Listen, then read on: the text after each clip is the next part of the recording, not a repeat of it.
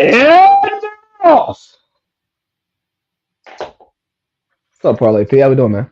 See, I thought that the intro that you were giving us was about to be like a '90s bull intro. I thought that you'd be like, "And now." No, That's what it man. sounded like you were saying. But I'm doing fantastic. How are you doing today, Lee? Man, not too bad.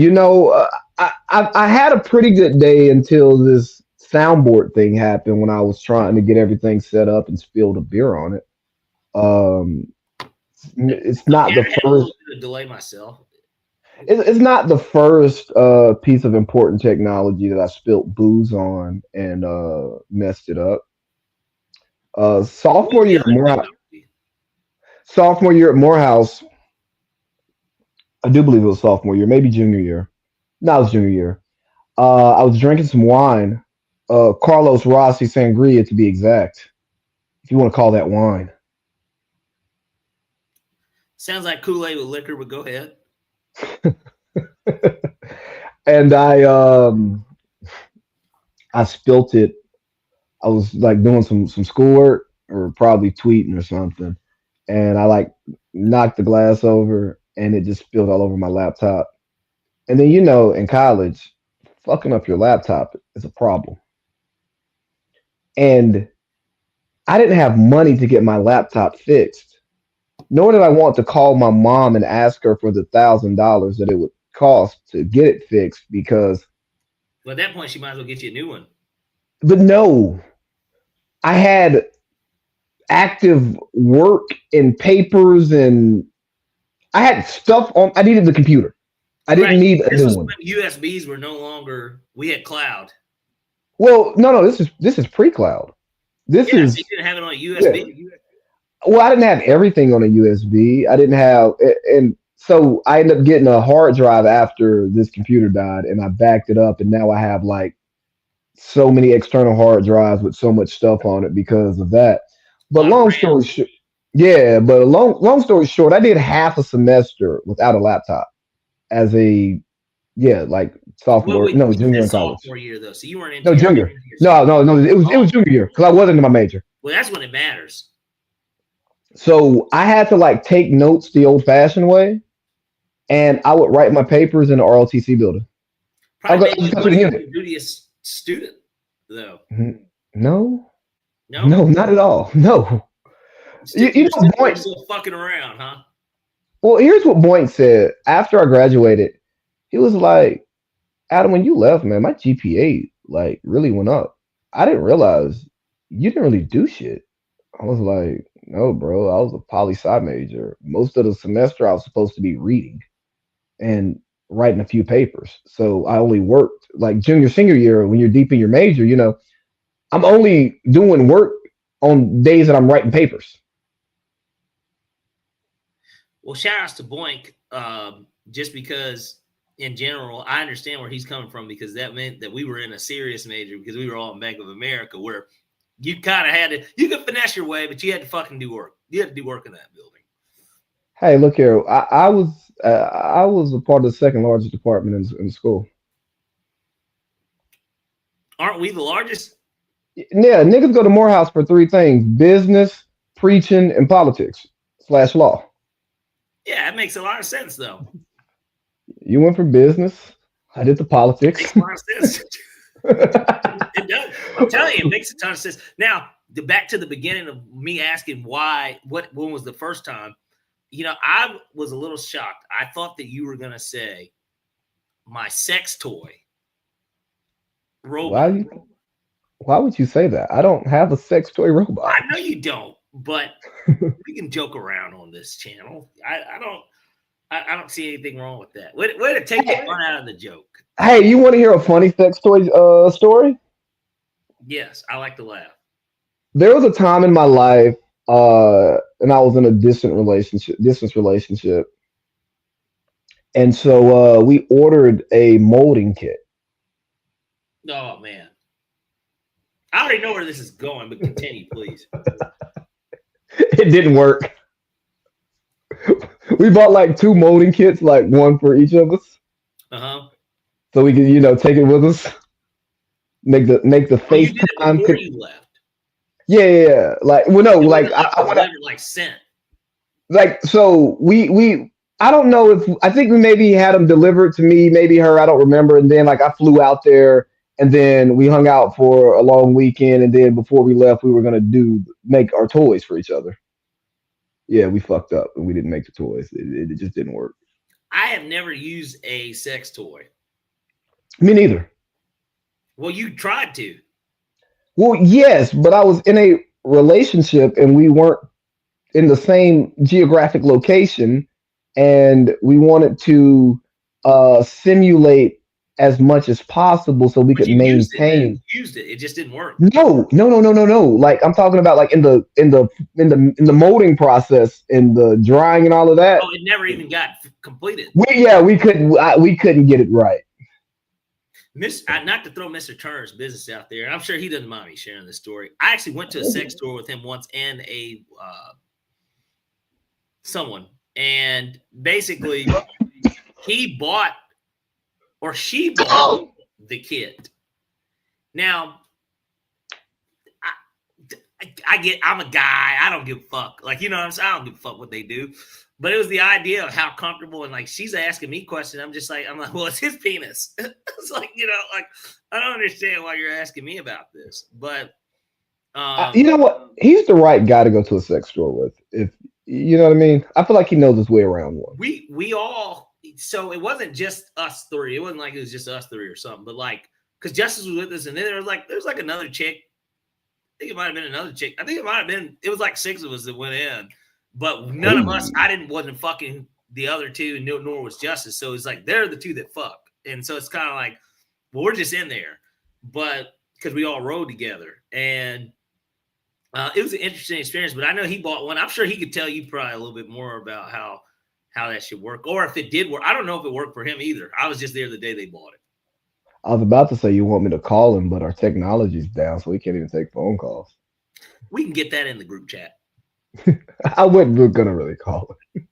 Well, we can get it in the group chat one way or another. We could just say, or I'll bring it up. I'll be like, hey, we were talking on the pod, and Judy, you remember that time that we went to Tokyo Valentino and you did this, that, and the third, and there's a gay dude working. Justice was getting hit on. I was like, Justice, you need to handle that.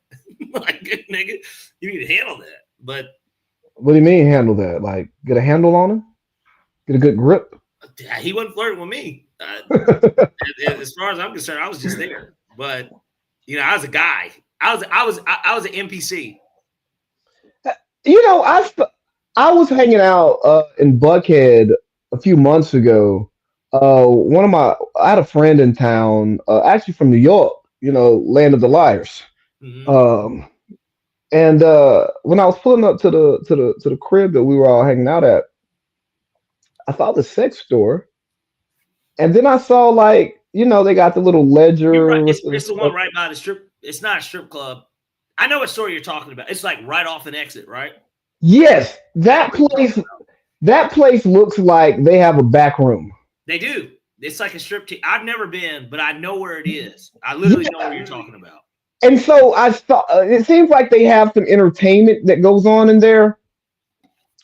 And there's a part of me that's super curious of what's going on in there, but I don't necessarily want to visit.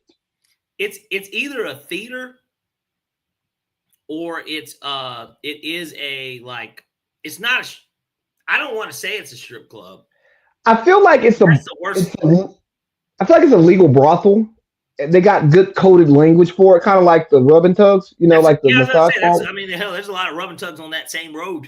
But like actually that dude, I hate to bring it up like this, that dude that shot up the one, it was like on that same road. So yeah, so I just I was sometimes you get curious about things and you want to know what's going on, but you can't go find out, because the last thing I want to do is walk in and it's a fucking theater. And Buddy Buddy in there is just got his whole loaf out and lubing it up to, test the product. He's gooned out. Yeah, and it's just like, hey. Because that's the term for it now. It's being a gooner. No, I didn't know that. I'm 34. No, I me either, but I know the term. It's called being a gooner. Yeah, I'm not a I YN think a man. goon, pause, I guess, in relation to how I'm talking about it. I think about how Plies would be like, hell, one of his albums is called something goon or something. Certified goon or some shit. I don't know. Yeah, well, it's wearing the mask. Now it's just a shiesty. It's not just like a ski mask. It's like a shiesty. So like that's what. But these guys, they goon. That's what they seriously. That's what they call it now. It's like I believe you. You know, when I think of goon, you know what I think of? Goonie. Yeah. You know Goonie? Like a gangster, damn near. But like no. Do you know Goonie? Oh, like the movie. No, the person. No, I think about the movie The Goonies. No. So Goonie is a person. I want to say he's from New York, land of the liars. He went to Clark Atlanta in like the mid-ish 2000s. He's a rapper or something. No, he's a street nigga. And he's known for being a street nigga. No, I know him personally because he used to be at Toronto's you're house. asking if I knew somebody that named Goonie. Yeah, like he was one of them Pearce's niggas that would be at Goldmouth's house. Maybe I met him. I know I went over there a couple times, but there's one specific night, obviously, that we both remember very well. I unless you remember him being there, I couldn't tell you. No. What night do we remember very well at Goldmouth's? We smoked in the Escalade, and Sierra and Leanne were there, and so was I think Tati might have been there too, but like drought. Yeah. No, I'm not talking about that. I'm not. Yeah, no, not then. But that was at Goldmouth. That's what I'm saying. It was that night. Yeah, no. You know, I had a really nice Michael Kors jacket that I got from Dillard's one day. You know, it was just a nice like basic black jacket that you just throw on with anything. And you know, you go to Goldmouth's on Parsons, you know, you might go in there as a party, you might go throw some shit in Teron's room because you know your shit good up there. You ain't worried about it. I was gonna say, you know how ridiculous you look wearing short shorts right now on this. I'm indoors. I understand that, but I was sitting, I'm like looking at like how you're like sitting. I'm like this thing looks like he's about to coach the fucking 82 Lakers or something. Like you're Pat Riley, because you got a polo on. It's not like it's like a t-shirt. You're wearing like a polo. You look like you're about to coach basketball in the 80s at like a YMCA or something. You do. Man, I just wanted to be comfortable so we could provide great vibes, you know. I'm not mad. Look, I am wearing basketball shorts right now myself, but basketball shorts. You're wearing like high school, middle school, the gym issue. You remember when they would make you like buy a gym? Yeah. Or you didn't. Maybe they're more like track shorts. You see. These look like your ROTC shorts when you guys would have to run around Georgia Tech. That's what it looks like to me. That's the Julian Pearce special, actually. Bro, I do not miss running around Georgia Tech. When you talk about a campus that lacked good scenery. Really? Where were y'all running? Y'all weren't running around like I guess McCamus Pavilion wasn't up, so it was Alexander, the Memorial or whatever. Buddy, I've ran around that entire campus. But I'm saying you guys weren't like in the because obviously the way that campus is set up, you could be running in Midtown damn near, right? Like what we may be talking about different scenery. I don't know what part of Tech y'all are running around. I mean, it's still a big campus. Like I'm talking about the students on the campus, the scenery. Oh. See, look, you just went over my head. I literally. Yeah, no, there's not attractive women at Tech. There are some, but like, there overall, no. Yeah. Funny story. Literally, like your surroundings. No. Like there are nice parts of that campus that are it's cool to run through. A lot of hills. One time we were running, and I ran into somebody I went to high school with. And I like damn near like stopped. It was like, hey, what's up? And let me get up, bro. We went to high school together, man. Relax. I'm in shape. They were white, I assume. Oh yeah, he was a white guy. Okay. There were a few. Let me see.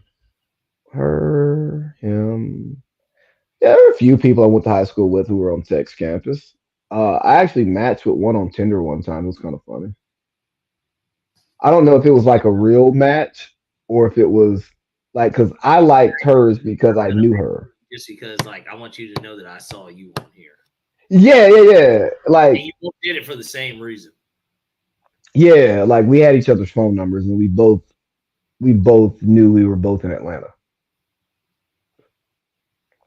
Should You have know had what? if you didn't. Say again? Said you should have had sex with her if you didn't. No, man, that's not what we were doing. No. I don't even have her number anymore. Oh, hey, I wasn't looking forward to use it. She's a married lady now, living a great life, I yeah, imagine. yeah, Saw her a few years ago. yeah. But how's your Valentine's Day, man? I guess we can talk about that a little bit. It's good. Took the little lady out, my daughter. That way I can distinguish that for everybody to know. But Yeah, the Epstein files are out now, man. You got to be careful with your language. Jordan sent you something about LeBron. I don't know, but nonetheless, I'm not even gonna give that LeBron thing any type because we need some more. I just sent it to you just because I was curious as to how you react. But point being, But hold on, we Jordan, he was getting ice. There was ice on the kid. He was getting yeah, the ice. no. They explained that too. I didn't think anything of either. I didn't either. I thought it was AI. Honestly, I'm like Mike. I was like Michael Jordan wouldn't do this. They're niggas and like let's drag them into this while this is happening. But like, no, we did not end up getting to go where we wanted to go or where I had planned. I had two pizza plates. My daughter loves pizza, so obviously we were going to do a pizza date. I wasn't going to take her to a steakhouse or something. And I'm not one of these Instagram photo people because some people would take their daughter seriously if they could, like to a steakhouse and like set this thing up, had the people bringing out the food and like clip it up. I'm not that type of person. A, because she wouldn't have liked it, but then B, I wouldn't have wasted my money on that. So it's like, Hey, that's not a waste of money. You know how much prom poon you can get off of that? I don't want the poon if that's what it takes to get it, unless it's like some serious ass or something. But like in terms of the people that I know that I would want to sleep, I think they would just sleep with me anyways. But regardless, I was gonna take her to one of the two pizza places that I wanted to go to are top of the line pizza places. One being Kevin Rappin's pizza place. So that was our second option, which was the one that we were gonna do. But the traffic was so bad in Atlanta on Valentine's Day. Like it almost was like it was a few accidents, like around the clock, not just on 285, not just on 20, not just on 75, 85. Like it was just bad. And so it was so bad though, to the point at where I called them because first option was this place called Bertolozzi's in Sandy Springs. Every time I put it in my phone, it's 15-mile drive from here, but it was going to take 50 minutes. So I was like, it's a lot to go for a pizza that we might have to wait to get because you couldn't get a reservation. There is no reservation. First come, first serve. Same thing with Kevin Rappin's, but with Kevin Rappin's, that's closer. And I knew that it was closer. So I'm like, okay, we're going to go here. I called them. Bertolozzi's didn't answer. They didn't even answer. Like the phone was off the hook. So I'm like, they're that busy. Not going. So I called Kevin Rappin. They did answer. But the issue with Kevin Rappin is that his the steakhouse is on Krog, is on the Beltline. So I've been there. Love it. He's a great chef. But the other one is in like Buckhead. But next to it is the pizza bar. And I had been wanting to go, and I'm like, this is a perfect opportunity. I don't have to drink. I had to make sure. I was like, hey, is it okay if like I said I have a 6-year-old, like, can she come in here with me? They're like, yeah, it's family. I was like, great. But I didn't leave until an hour later because I was supposed to be being joined by her mother. Mm-hmm. And that isn't what she was going to come. But then from her leaving while I'm sitting in traffic, the way that the timing would work, I was like, just stay the fuck home. Like, it's not about you anyways. I just figured maybe you would want to be with her too on Valentine's Day. Which it is about her. Stop it now.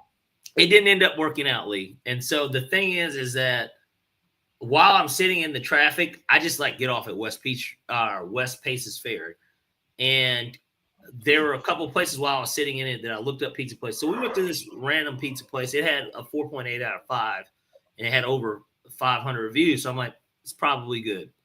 So we ended up going there. It was okay. She enjoyed it. I'm glad she enjoyed it.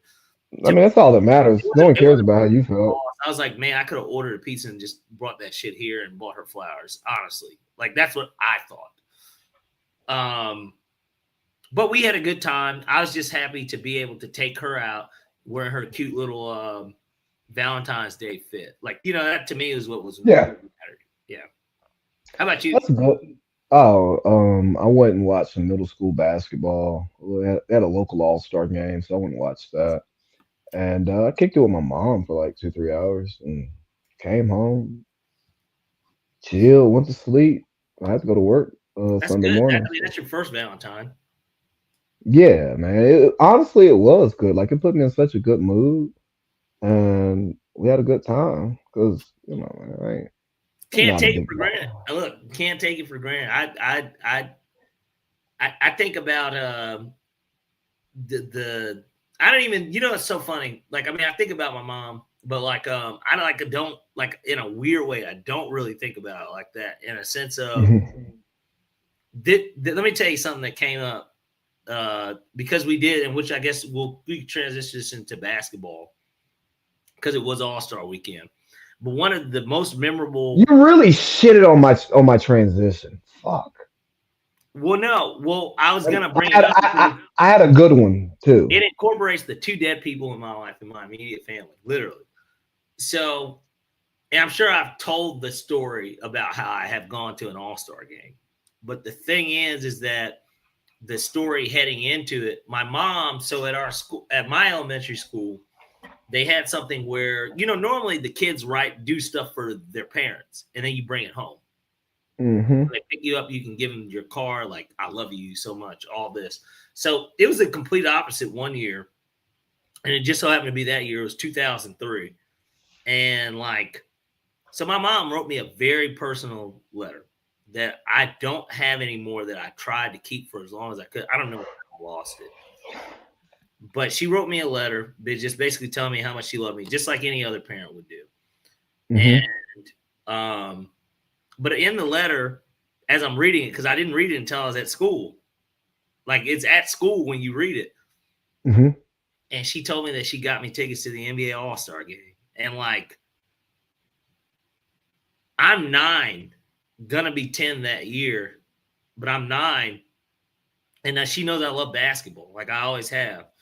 And like it was just such a heart-dropping moment at such a young age. Because I knew that my mom loved me, but like I couldn't believe she did it.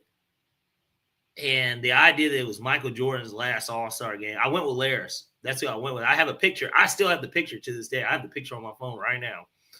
And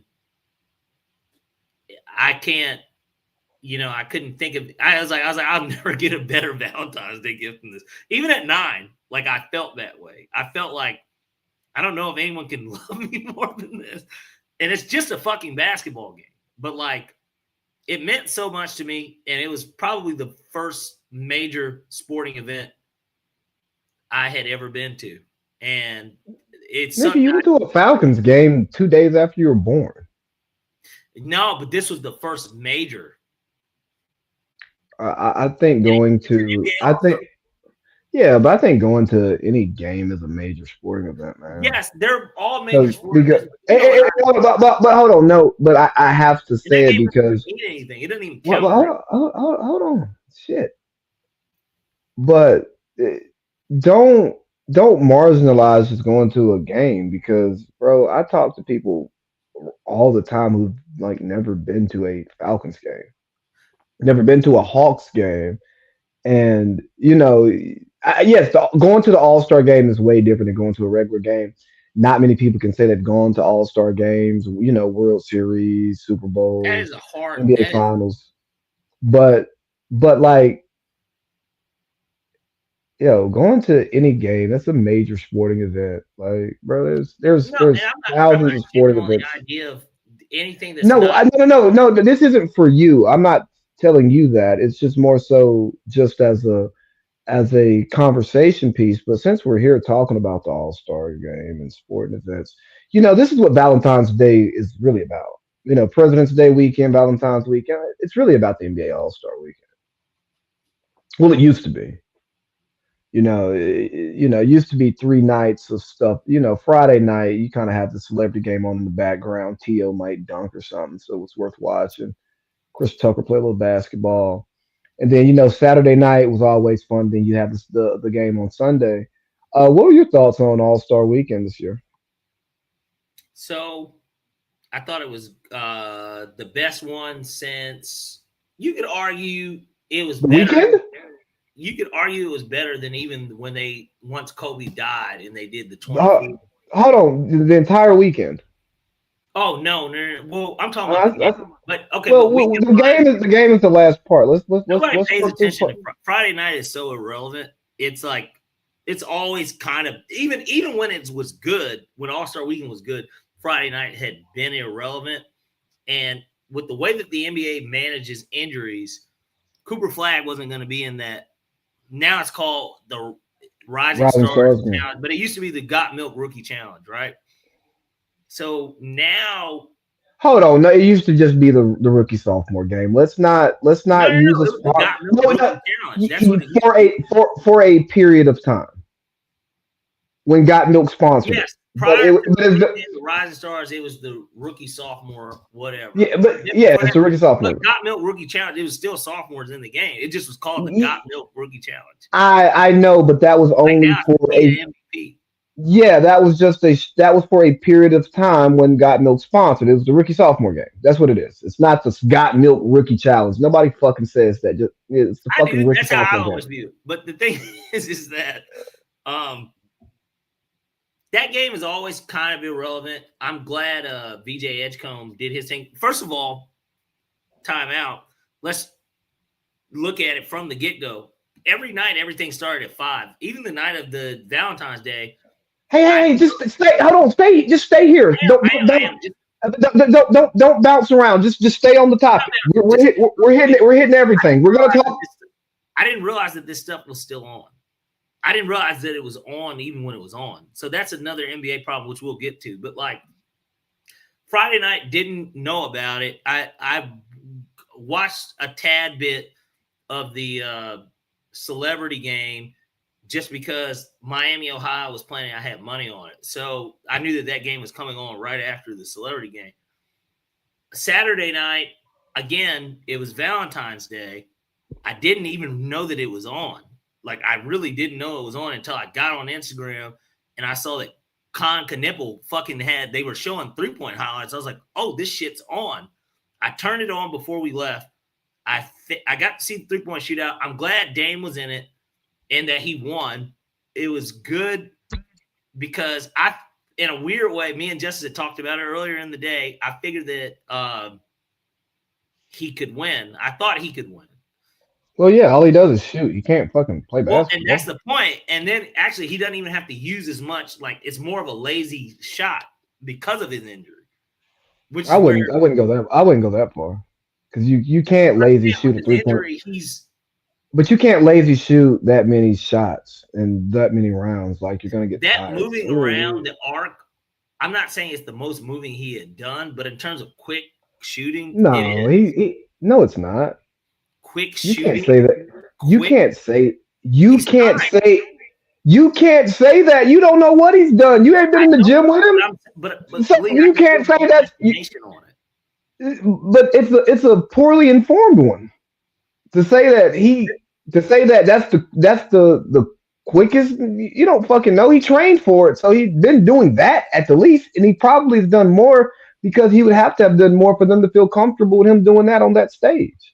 But that's my point. My point is this. It's not that he wasn't going any quicker than goddamn that. I don't believe that. But like what I do believe, I'm just saying, I've never had a torn Achilles and I don't know anybody that's had a torn Achilles and play basketball. But what I am saying is that the way that it's a timed event, I just don't believe, even if he had somebody rebounding, throwing him the ball, or he had the shooting rack thing where it comes back to him, I don't believe that he had to do it that way. And then there's the pressure like a real game in a competition like this. I'm just saying that in that scenario, it was good to see it. But the idea of he doesn't have to, because then he would just be playing. Hold on, All he has nigga, to do is no. shoot. So, Yeah, right, which is why he's okay to do it. But I'm yeah, just saying, yeah. It's okay to do it, but all of that fluff in between is bullshit. I Like, don't think it's bullshit that he was primed to be able to do this competition. And I'm not. I tell you what, I shouldn't have said that it helped him more. It doesn't help him, but like, no, it helps. His injury specifically helps him because he's not playing basketball and he can focus on preparing for the 3-point contest in a small, like in his whatever. And I'm not saying this is what he did. I don't know what his rehab is or what his training looks like, right? but being injured, yeah, that helps you. That probably helps you when you're not actually moving around playing basketball because all you've really Because you're been doing is shooting maintaining and your you're doing shot. Yeah. PT. Yeah, but I think he's done way more physically strenuous stuff than the fucking 3-point shootout. I'm sure. Yes, he has to push himself, but like, I'm just like, the point being, it was good that he was in it. I enjoyed the 3-point competition, but then the dunk contest. A lot of people You didn't watch it. You didn't watch the dunk contest. You I went didn't watch to it live. I did so watch so so let me talk. I watched it live. It was terrible. The dunk contest is terrible. I didn't watch the 3-point. I didn't watch anything on Friday because the shit came on at 5 o'clock. I was at home at 5 o'clock on Saturday and forgot that it started at 5 o'clock and was doing something. I was like, oh shit. You forgot, but did you even know to begin with? Like, I had no Yes. idea. No. Yeah. I follow basketball media. I knew that it was coming on at 5 o'clock. I had no idea. Yeah, because you don't follow basketball media. You don't know anything about basketball. You just watch a game or two a week. You don't keep up with what the NBA is actually doing, so you can know where it's at. Lee, I am in first place in 2 fantasy I'm only in 2 of them. I'm in first place. Not that means I know basketball, but I'm just saying I know something about the shit. That has nothing to do with you knowing about what's going on in the NBA. You can know basketball, but that doesn't mean I you blame know the commissioner, which what I'm sure we'll get to him shortly. But yeah, Saturday, yeah, the dunk contest was terrible. Like the kid who won, congratulations to him. You dunked better than everybody else that was there. I'm really over the dunk contest conversation. Like it's every year. The superstars need to be in the dunk contest because this. I mean, it would be nice to have a superstar in it every few years, but we don't need superstars though. But historically, the superstars weren't really in the dunk contest like that. You know what I mean? Like when it first started, exactly. Yeah, but in the NBA made them be in it. I guess Michael Jordan kind of was, but I'm sorry. But Michael Jordan wasn't a superstar yet. The first time he was not considered I think that he was probably looked at as obviously the rising. I guess his rookie year, he did do it his rookie year. Yeah, then he did it again with 88. Yeah.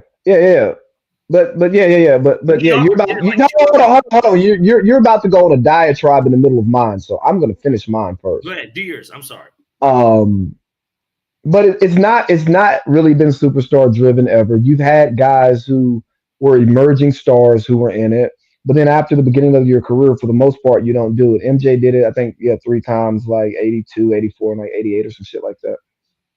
Maybe 86, 87, I don't know. But in the mid to late 80s. But he didn't do it after that. And Kobe did it his rookie year. Vince Carter did it, but Vince Carter is more high flyer than superstar. Tracy McGrady wasn't T-Mac when he was in the dunk contest. You know what I mean? Like he may have had the potential. He may have been that player, but he wasn't T-Mac to the masses in Toronto. Niggas don't really remember Toronto T-Mac. You know what I mean? Like people remember it, but name a highlight. You know what I mean? Name something. No, you remember Orlando, Houston T-Mac. So that whole conversation around the dunk contest and then we'll throw in LeBron and ruined it. That's bullshit. there were good dunk contests after LeBron wasn't in it. You know what I mean? You had Dwight Howard, you had Zach LaVine and Aaron Gordon twice. You know what I mean? Who else had a good dunk That contest? was, that we know that, bro. That is clickbait. Like the whole I LeBron know, aspect of it. Like Stephen I, A. I know, But I know, but we do. I think we owe it to the people who listen to this show, who may listen to the clickbait stuff, to still comment on it and say what it is. You know what I mean? Like call it out because it's bullshit. And we know people who listen to Steve daily, and they take that stuff as gospel. Like they think Steve is having a conversation that's worth listening to. he was So yeah. weird. So the lead up to the All Star game was terrible, honestly. And And the fact it was in LA of all places.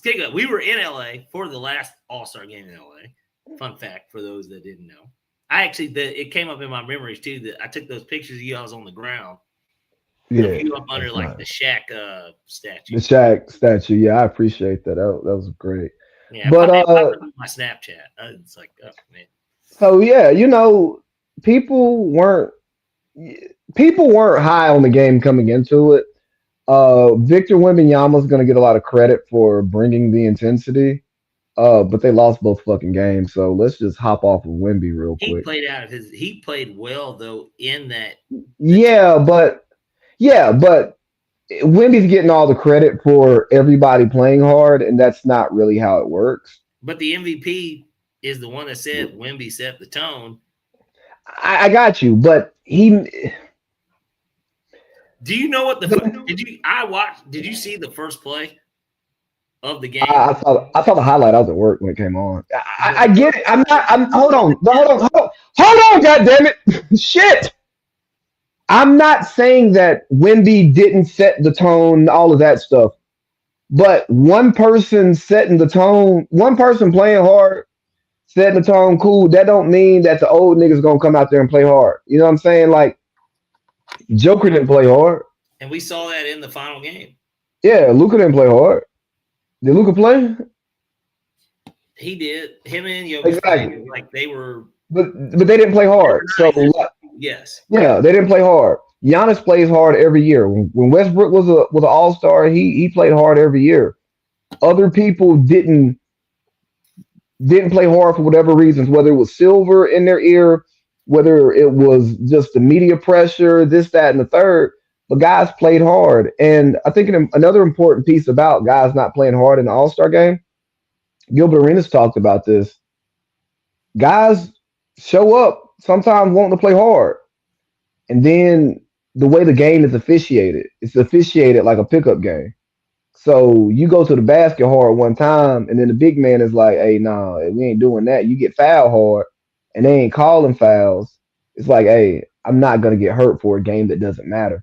And I think that is an important piece to talk about in guys not playing hard and not just saying it's the love of the game. You got to go play hard. Yes, you should, but when you're playing an exhibition game and you could possibly get hurt, and they're not officiating the game the way that a game should be officiated, or you know what I mean? Like you don't call regular season fouls. It's an exhibition, but you still call stuff when if guys are like, hey, bro, I'm not driving because they ain't calling shit, and no, this game doesn't matter. Especially the team's probably telling the guys to, hey man, give them a show, but we got 30 more games left.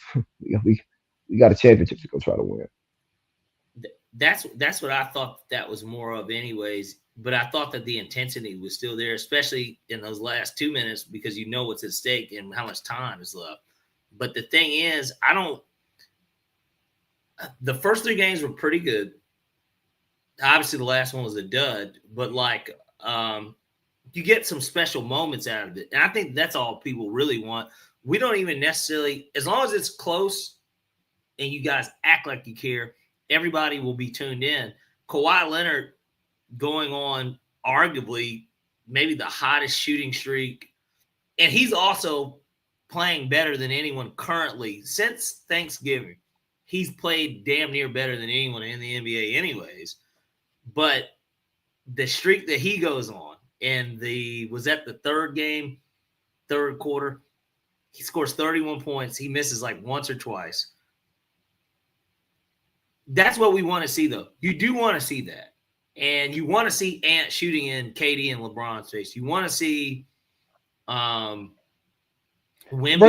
on the first play of the game literally call on the post and dunk on whoever the fuck was guarding. It's like Cade Cunningham, which I dog. Hey, hold on, real quick. When you did that little fake dunk thing, that shit looked so unathletic. Well, I'm sitting down, Lee. What did you want? Did you want me to like? What did you want me to do?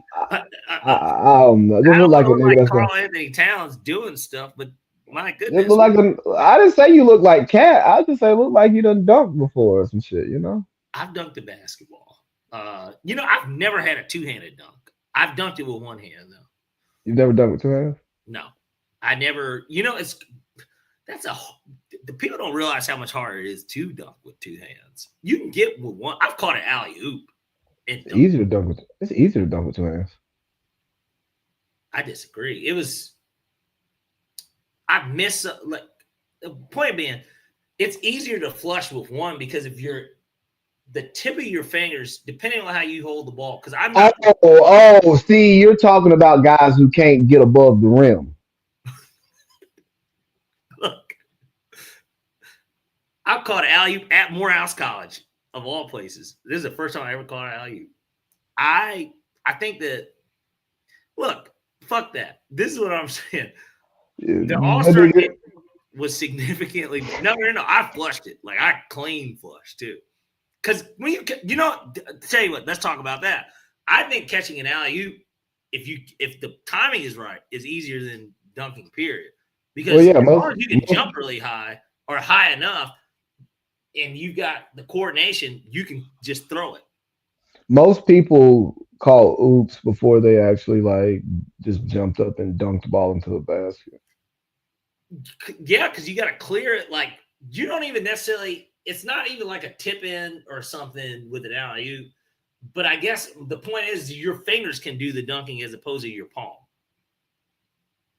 Does that make any sense? I feel like if you dunk a basketball, like just even if you don't dribble and you like travel your way and just jump as high as you can,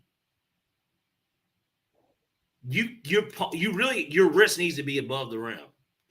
You need to make sure that you're gonna dunk it and it's clean. Yeah, no, the proper way to dunk a basketball, you should have when you start if you're dunking a lot, you should like get calluses and stuff on your wrist because you should be sticking your entire hand in. You should stick your hand in the rim and then yank it. You know what I'm saying? Exactly. Like, not necessarily like cuffing like this, but I'm saying like you need to be able to you need to get cuffing it. You need to get above the rim, go down in the rim, then yank the rim. Not like a lot of people think that you like if you don't know how to dunk, and we didn't know we were gonna get here. You would think that you just go to the rim and then you just throw it in and you grab it, but that's how it goes off the back. And sometimes not to get into the NFL combine, it depends on how big your hands are too, because you're talking about taking it off dribble and damn near palming a basketball midair. Like, and you need to be able to do. You don't have to have it palm, but that's how you control the ball, anyways. So it's like, dunking with two hands is easier. it was hard dunking with two hands. I'm gonna tell you, like if you have the hops, dunking with two hands is so much easier. I never dunked in a game or anything. I've got a really cool picture of me in high school though, like finger rolling and like my like knuckles are like at the rim. But I never dunked in a game. But I've dunked like just fucking around. Yeah. A question. Did you ever pin a guy's shot off the glass? No, I never did that. But I blocked shots, but never off. Yeah, I mean, like, you go over the glass. Yeah, shit, nigga. Nah, I would love to if you did it like a Ja Morant. You remember Ja did the one with like two hands one year? Like MJ did. He almost, Jordan did it, but like I'm saying, just almost in your head on him. Hit his fucking forehead on the bottom of the glass, and it was just like, oh my god, like. Yeah. I wish I would have trained when I was like younger, just to really see How far how can you high. push your true self? Yeah. Like a young me before being beat up and stuff. Like how high could I really jump back then when I was 150 pounds? And yeah, but anyways, no, I think the overall the All Star game was good. I enjoyed it. Kawhi got off. LeBron, he did his little old man thing for a little while. Ant Man did what Ant Man was supposed to do. Ant Man is the face of American basketball. Ant Man is the face of the NBA. I don't care what the media says. I don't care what Ant Man says. He may not want it. They may not want to give it to him. But whose interviews do we care about all weekend? Do you Who think was my that whose post game comments were going viral? Who was the MVP? well he was Whose MVP? shoes are As huh? I say he was MVP, so of course his post game stuff was going to go. I'm like, But it goes viral because of what he says. Like you're gonna get a good soundbite with Ant Man. You're gonna get good basketball. The kids like him. They wear his shoes. He speaks Southern English and it's funny. Like Wimby ain't funny. nigga, You know what I'm saying? Wimby ain't funny. Wimby ain't a nigga. Wimby seems like he too serious. Like, hey, bro, relax. Oh, he's you know learning what I'm the saying? English a lot quicker than most international stars, though. Well, yeah, Nike is like, hey, big dog, you want that shoe? You got a speaky. All right, Wimbo, Uh, we need you to say something for the camera. Is that I okay? was happy about that, but hey, why do you think the international players haven't caught hell for sucking up in a All Star game and they just blame the niggas? Well, in this year's case, this is what I will say. And now I know that it's like, well, it's been multiple times. Let's look at Jokic and Luka specifically. Yeah, top four players in the league. I would argue, yes, I agree. Like, I think the All Star game doesn't Actually, change. Wait. It doesn't change my opinion of like Jokic. I still think Jokic is the best player in the NBA. Like, it didn't matter. Luka's top five, but like, yeah, I'll say top five. Ant Man's better than Luca. Ant Man's better than Luca. if I was starting a team, I would start with him over Luka. Yeah, I Ant agree. Man's better. I agree. Ant But Man I is agree. In totality, he's a better player than him. I think. yeah, And even yeah. offensively, I think because Luka can do more because he can be like a triple double type player. I still think he brings it more on defense. I like his competitive drive more than Luka's too. Like But Luka's like just like he's not. buckets. You know how people say people are like LeBron's like an athletic freak. Luka's just like off. He's just talented offensively. Like I don't know what else to say about him. But think about this though. Look at Luca's usage. I don't know what it is. Look at Ant's It's usage. higher than Ants. And Ants And is used a lot too, but like it's high. I bet his is higher. yeah, but Luca also just because he can do more than Ant Man does No, he doesn't do offensively. more than him overall. Hold He does more than him on, offensively. I got you. It doesn't make you better. You know what I mean? Like basketball is one of those things. Hey, you can be better than somebody in five or say seven categories, but that person can be better than you at basketball because the other two categories matter, and they could be that much closer. And with Luca's offensive game, it's really good for Luca. It's really good for the big man and the guy in the corner. And But Jordan. but it's not great. I mean, it's not. I don't want to play with Luca. I wouldn't want to play with Luca. Me neither. My preference would be I'd much rather play with an Ant-Man in a sense of there's this dog in this dude. But that's the Kobe. I hate to say it's like the Kobe mentality, but it is. Well, it's not. No. It's not the Kobe mentality. We got to stop this bullshit too. No, hold on. Kobe had his mentality, but we can't say that everybody who I didn't plays. say it was mama mentality either. You notice I that? I know, but we can't attribute somebody who plays hard basketball on both ends of the floor to fucking Kobe Bryant. He came into the league in '96. Niggas was dogs. Basketball was invented 100 years before. But And niggas were dogs well before Kobe. So hey, all respect to Kobe and his Mamba mentality and his mentality and all of that stuff, but we gotta like no, But look, it's not Kobe's mentality. It's Ant Man's mentality. It's Ant Man's mentality. I give Kool and the Gang and fucking Run DMC a lot of credit because nobody said that they did it better than anyone. I'm just simply saying that's who popularized it. Kobe did he did. That's why it's talked about that way. Because of Nike. Because of a Nike campaign. That's why a fucking Nike campaign is why we talk about it. You're gonna marginalize it to a commercial. No, like it's not a commercial. No. Like that shit that nigga played.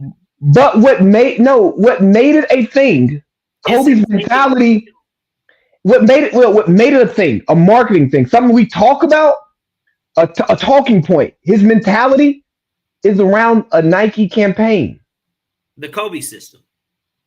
Not just the Kobe system. The Mama mentality. I get it. But all of that stuff. It's just like Michael Jordan, bro. Like, and it's no knock to the player and what they actually did. Yes. The other shoes, fucking Frello Morehouse, man. The ancillary stuff that comes with these guys, their mentality, this and that. If you're gonna compare Ant-Man to Kobe, compare him to the OG, compare him to Jordan, the one who did it first.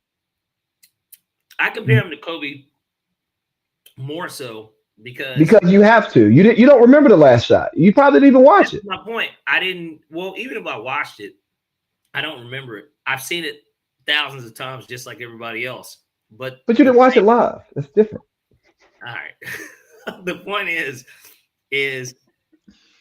Kobe. It's not even just a Kobe thing, but we really have not had another Kobe-esque athlete in the NBA since. And I'm not saying that he's like Kobe because they're not. They're totally different.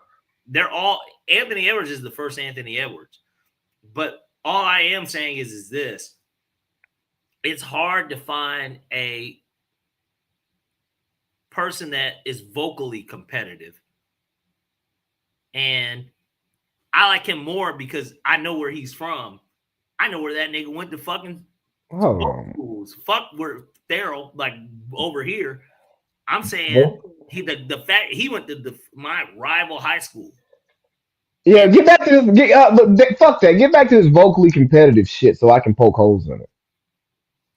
Vocally, I love the idea of and him being competitive and voicing it. When the team was playing like shit, he's like, man, I think he's like, we're playing like fucking dog shit. Like he said this. I love the idea of on the floor. He did the DX chop the one year when they beat Denver or whatever. Now Kobe doesn't do that. Like, Kobe doesn't. That's why Kobe don't do none of this shit. Kobe's not funny. Kobe wasn't a bubbly personality. I got Braun on me. The media didn't like Kobe. Kobe didn't. Other players didn't really fuck with Kobe. Kobe had like one of his best friends was Caron Butler. You know what I'm saying? Like comparing Ant-Man's personality or whatever you're doing right here, Ant-Man to Kobe is just off. I didn't say a personality. I said competitiveness. Yeah, like vocal competitiveness. What we can see. Vocal competitiveness from what we can see. What the fuck did we see Kobe saying? He talked shit, but he didn't talk. You didn't see Kobe talking a lot of shit. I can only bring up a few just clips. The rest of you had to have been there and watched it. But I'm saying from a clip standpoint, Kobe, you're up 2-0. He's like, you're not what's there to be happy about? He's like, job's not finished. Like, because the nigga, but I'm just saying. You're up 2-0. The job's not fucking finished. Ooh. He was already a champion. Why are you going to celebrate being up 2-0? It's the confidence, Lee. It's the confidence that I'm looking at. And I hate to. That's not confidence, bro. Once we get to football, I'll bring in Matt Ryan, too. But I'm going to bring up Kanye now. It's just like Kanye. I mean, you have to play the hits. You have to play the hits. You know I am. But it's just like Kanye at the Grammys, his first time winning rap album of the year. And they said, they wanted to know what I would do if I didn't win. He's like, I guess we'll never know. But these are like defining things that are on TV that everybody can remember because these people, which is why they're not my favorites because of the moments. But like when I look at the people that I've always fucked with from all streams of some sort of art, they all not only don't lack confidence, which is I've never lacked confidence, these were people, man, that they wanted to be the best, and you could see it, and they would talk about it, as opposed to, we're just out here doing our best, or it's nothing against LeBron. Hey, hold on, though. We're not gonna do that because Kobe didn't really. Kobe gave us, the job's not finished, but Kobe wasn't out here. But Kobe wasn't just out here just saying shit to the media, to the press. He wasn't doing that. He was doing damn near what LeBron does. Every now and then you get something because they were one of those people who can't really say anything. Fucking media trained. Well, who talks? What are we talking about? Because Jordan doesn't talk. You got some early '90s stuff of Jordan getting in. Yeah, most of your bitch, goddamn fucking Bob Costas, but no, this shit we're seeing with Anthony Edwards. This is the first time we've seen a superstar, act this normal. I agree with you, but he also he's the number one pick. He doesn't have the LeBron. LeBron's been getting interviews since he was fucking ninth grade, right? So he's different from him in that retrospect. Kobe was obviously a prodigy too out of high school, but Kobe went 13. But Kobe also was a winner early in life, so it's no. Kobe was on winning teams. We're not gonna call him a fucking winner. We're not gonna do that. We're not gonna do that. We are gonna have a basketball podcast. Ant-Man talk about this. To this point in his career, you could argue that Ant-Man is a better player than Kobe Bryant at this point in their careers. Yes, you can. Yes, the fuck you can. How can you argue it? Ant-Man led his team. Ant-Man was a number 1 overall pick, drafted to a shitty team. Okay. He helped change the culture of that organization. Who's the second best player once the culture change happened? Was it number 1 pick? Hold on. But will you let me land the plane so then you can respond? Because I'm not gonna leave out that he was surrounded by talented players who weren't performing at a high enough level together. Was it multiple? I said players. Players. I know DPOY on the rock. Well, okay, but just let me get there. Just let me get there. Okay. Ant-Man shows up, number 1 pick. You know what I'm saying? Niggas ain't been to the playoffs since that run with Jimmy and Teague and them. You know what I'm saying? And his teammate was on that team too. Yeah, Cat. Yeah, I got you. Just let me get there. I know, but you mentioned Teague. I don't know why you mentioned him and didn't mention Cat. But go ahead, go. I'm just saying, you said Jimmy and then you said T. It's just well, what about the nigga he was playing with? I just. I'm sorry, I'll shut the fuck up. Go ahead. Team doesn't make the playoffs. They were making playoffs. What last time was mid 2000s? 04 maybe 03, 04. Yeah, then McCants got there in 05, and they didn't make the playoffs until Jimmy got there. Once KG left, it was kaput. It was before KG left because when McCants was there, they sucked. He got drafted in 05. So by 06, they were terrible. So without me looking it up, from 06 to the Jimmy year, which is 2019, 2018? Nah, that's 17? 16. It wasn't 16 because the Hawks made the playoff. Because Teague didn't make the All-Star team for the Hawks in 17 and 16. You're right. 16. Hold on. I'm gonna bring up. So then he went to the Pacers. He got traded to the Pacers after the All-Star year, and then he went to Minnesota. So it was 2018. Here, I'm bringing it up. Keep talking, but I'm gonna bring it up. But long story short, it's a downtrodden franchise. Hadn't had consistent success. Had multiple number 1 picks. You got Karl Anthony Towns. You got Andrew Wiggins, and they really weren't doing anything. It was 14 years. So after they lost to the Lakers in the West Finals that year, they didn't make it again until 17-18. 17-18. Okay, yeah, boom, perfect. So they make it 2017. They lost to James Harden and Dwight Howard. That was their first championship. Yeah, and because they got fucked because Jimmy got hurt and they dropped in the standings and all of that. But anyways, they were the lower seed anyways. but yeah. I know, but they were the lower seed because Jimmy missed a big chunk of games in the regular season when they were like a 3 seed, For sure. and then they dropped in the standings. But anyways, Ant-Man gets there. Takes a couple years for no. It takes a couple of years for them to actually get the thing going, but they make the plan. Pat Beverly goes crazy. You know what I mean? We get playoffs. Yeah, he does the you can tell the meme. Yes. Then you get your first Western Conference Finals with Cat and Rudy. And you beat the defending champs yes. route. That's who you beat to get there. Yeah. You ship Cat out of town and get Julius Randle, Dante DiVincenzo, and it takes the team a while to get going. Then they still make it to the Western Conference Finals. Back to back, yeah. Back to back. And now this year, they look like they figured it out. I'm not saying that they are playing well today. I'm just saying they figured out Julius Randle, Ant-Man, Jaden McDaniels has came up. So yes, on paper, Kobe has the accolades because he has the championships and all of that. But when Kobe did not have the burden of a franchise on his back, he was allowed to be a young player, come in and play, get off. Yeah, and don't get me wrong, Kobe, great player. I'm not saying Ant-Man is going to have Kobe's career. I'm not going to say he is going to be a better player.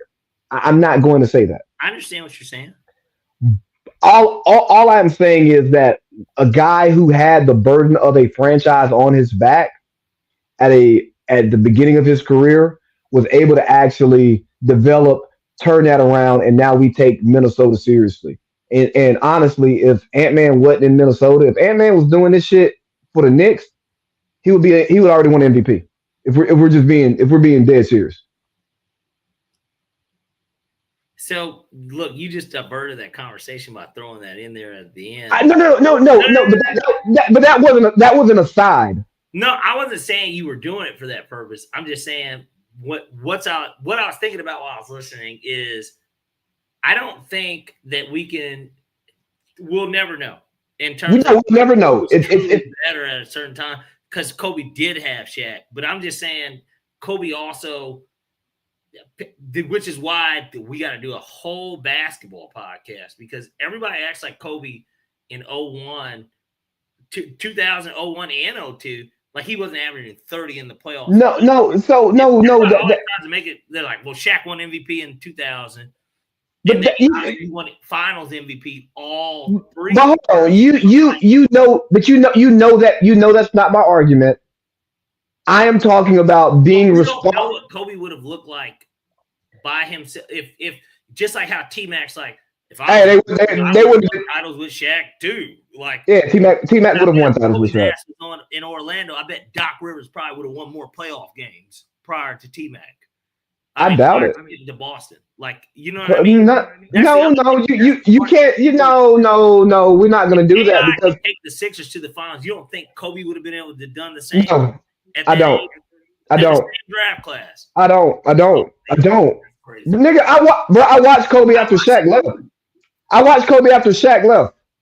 Kobe can't carry spare parts. You watched him playing with fucking. Yeah, Kobe can't always bring up Kwame Brown and fucking Smush Parker, but these were two. Who the fuck was Iverson playing with? Who's playing with Iverson in 01? Get the fuck out of here. You're not going to do that. Name them. Defensive Player of the Year, Dikembe Mutombo, traded for Theo Ratliff to Atlanta that year. Aaron McKee, Sixth Man of the Year. Eric Snow. We know Eric Snow's name because he played with it. You've got a better argument for LeBron in 07 than you do AI in 01. It's the truth. We watch the same shit. Look here. I give LeBron more credit for dragging the Cavs to the and they won more games than them. I give LeBron more credit for taking the fucking Cavs to the finals and getting swept by Tim Duncan than I do AI fucking taking that Sixers team. At the end of the day, look here. I never saw competition in the Eastern Conference Finals because he had to beat Detroit, which is why my LeBron respect even began. Because of what he did to Detroit in the East Finals. That's when the respect began? One of the greatest performances we've ever seen. That's when your respect began? In 07. It took you to 07 to respect LeBron? To where, yeah, but before I really was like, damn, he's good. And because what had he done? He went head to head with Gil, right? He went head to head with Gilbert Arenas. And I remember this because I was a Gilbert Arenas fan. I like Gilbert Arenas. Those Wizards Cavs finals were very entertaining 4-5 matchups.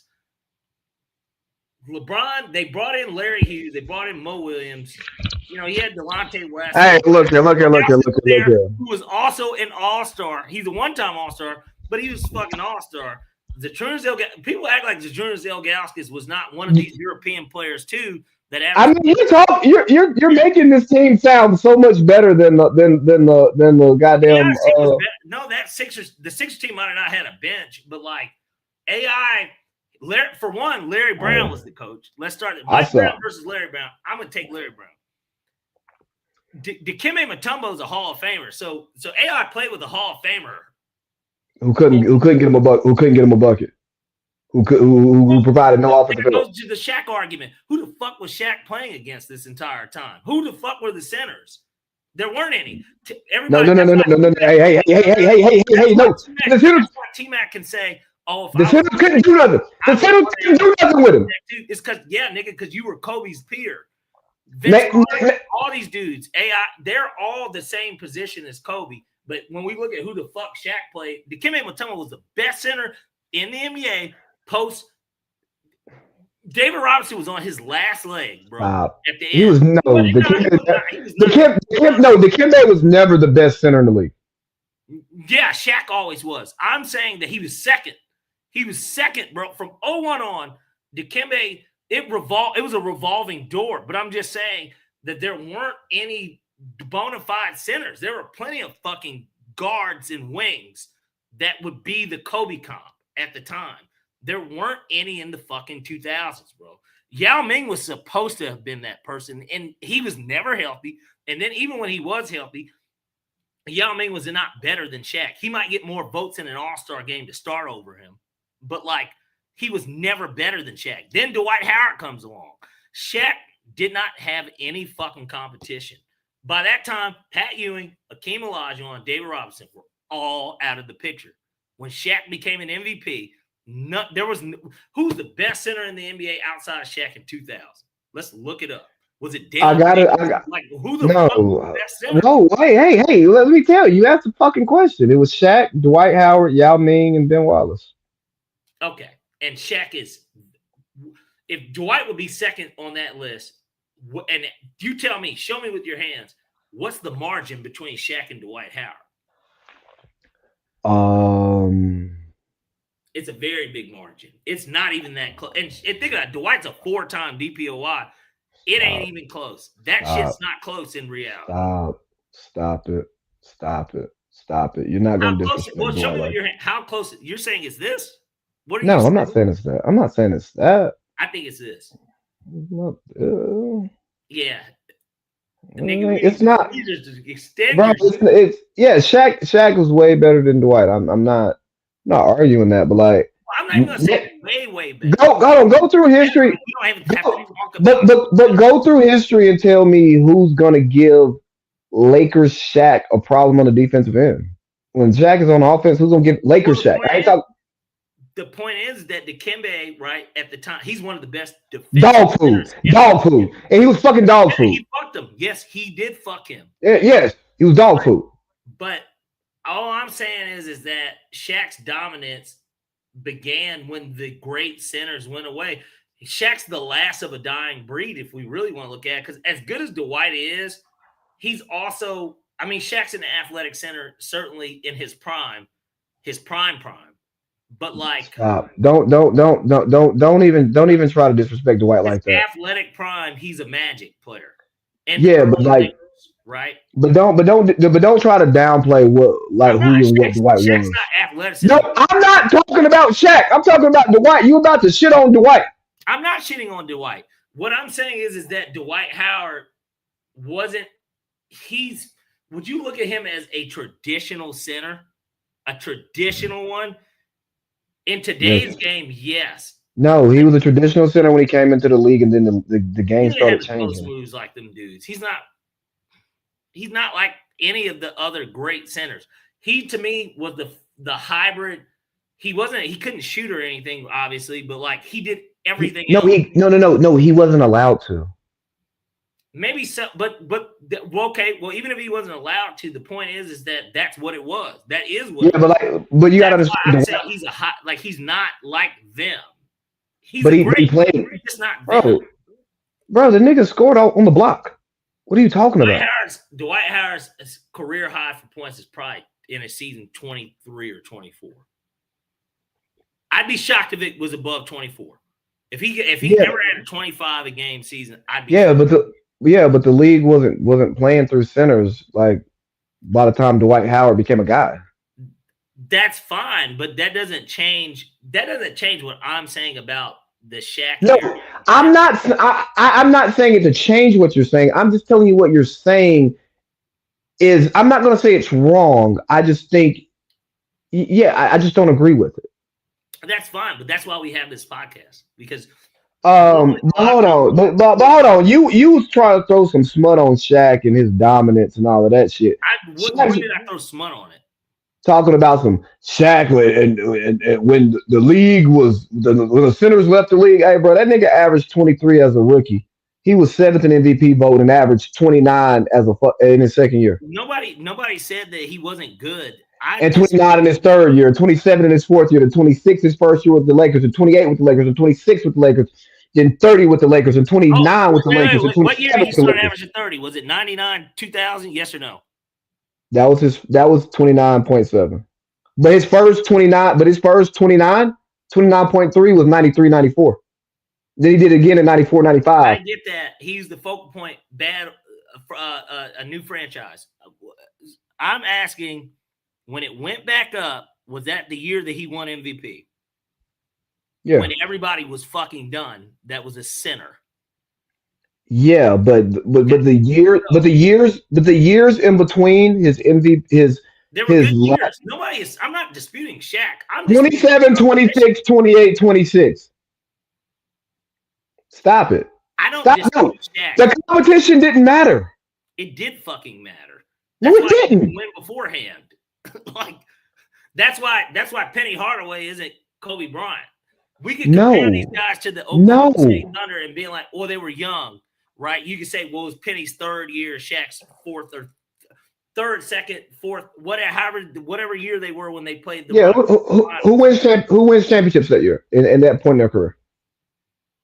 Who wins championships that early in their career? They're in the NBA. It's seldom. We see it in the NFL all the time. Now we're not talking about the NFL. Apples and oranges, but I'm just saying. Hey! We actually got to cut this. We're at one. We're at an hour 15. Transition. I'm not gonna lie. Transition this real quick. I will be right back. All right. So the next portion of the show, while Rich is gone, is we're going to be talking about our NFL predictions from last year. We're going to be recapping the NFL season. Obviously, last week we recapped the Super Bowl, and we told you all we would come back. We would pull up what we did. Excuse me. We pull up what we predicted to start the season, and now we're going to see who was right, who was wrong, and see where we missed. So when Parlay Pete gets back, I'll pull it up. But just a few thoughts on this past NFL season. As a Falcons fan, it was disappointing. While also it was somewhat invigorating. There were some good things that we saw, and now we go into another off season, somewhat confused. Got a Madden head coach, and hopefully it works out. I'm positive about it. I'm optimistic, but we'll see what happens when the games actually start. Let's see. Let me put this up. Let me see. Actually, let me exit full screen real quick. Oh, that's odd. Just a random picture of me, Cindy, and Lo on like Valentine's Day a few years ago just popped up on my screen. It could be a memory, like how Snapchat will do it or whatever. Let's see. Is this what I want? Oh, no. Yep, here we go. All right, guys. Ew, I don't like it this way. Do you? It's a little bit harder to kind of No, I don't want to just my face. No, I don't want to do that. Well, that's gonna be the way we have to do it. Or do it Or like yeah, or that. you It's just like completely get us off. nobody wants to look at that on YouTube. Yeah, exactly. But yeah, this is ugly. You know what? We'll work on it. Sorry, guys. We can just run through Um, it quickly too, though. yeah. Hold on. Let's slide one, buddy. All right. Yeah. So we might as well start. Dang, I was about to press the button and forgot that I can't press the button. Ah, so okay, you just only got everything else working. Yeah, bro. I'm talking through the computer and using my Bluetooth headset. I'm not. This is just here for aesthetics because this is where I sit. Well, you sound the same as opposed to without. What do you mean I sound the same? Like I have the mic? Yeah, it sounds like you're talking into the mic as opposed to when the technical difficulties we had before when you were talking. Okay. You sound That's like it good. works. That's what it's normal to me. Yeah. Oh, that's beautiful. So let's start with the Falcons. I'll let you go first on the Falcons. Pause. Yeah.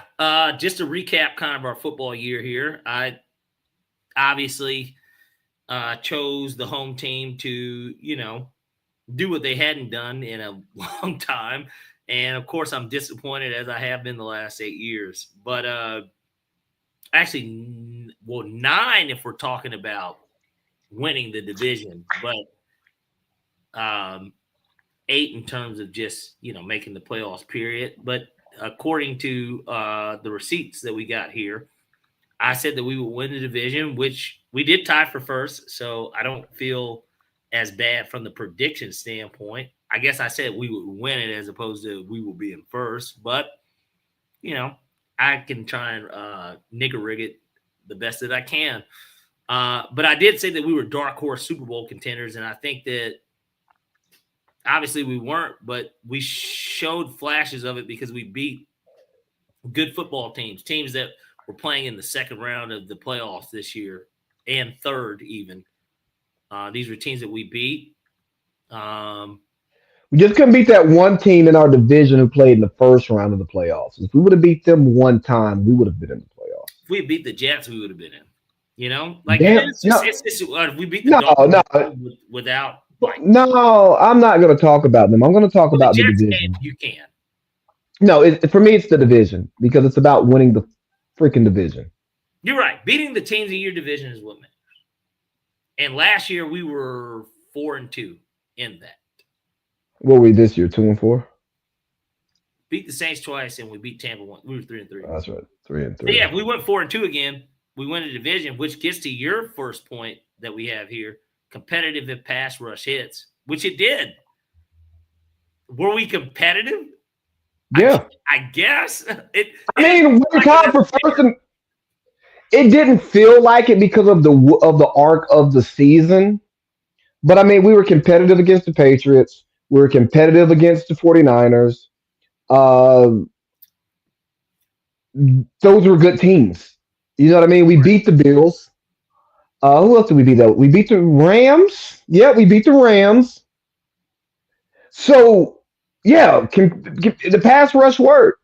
My offensive line concerns were not too much of a problem. It was the quarterback position. It was coaching and quarterback ultimately. And looking back on the season, I'll say this: I put entirely too much pressure on Michael Penix, and I expected too much from Michael Penix going into the season. And that's my biggest wrong on the Falcons.